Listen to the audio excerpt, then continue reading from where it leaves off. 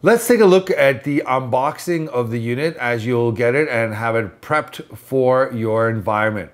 So as you open up the box, you will take out all the packaging material and you will see the AC adapter, which will be used for the direct current of the device.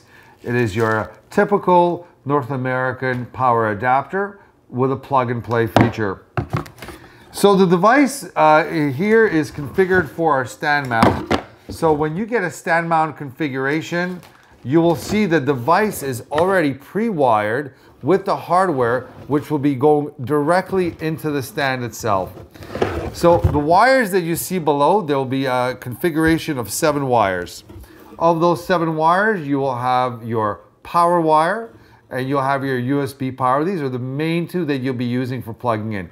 The other wires are for Ethernet and for future-proofing for Maglocks configuration. So if you have an environment where you like this unit to be able to unlock the doors just by temperature in a contactless and a touchless fashion, it is already pre-configured for that itself.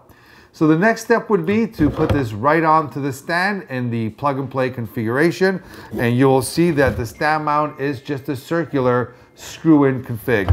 The wall mount will have a different configuration. We'll look at that in the other video. So let's get into putting this up onto the stand.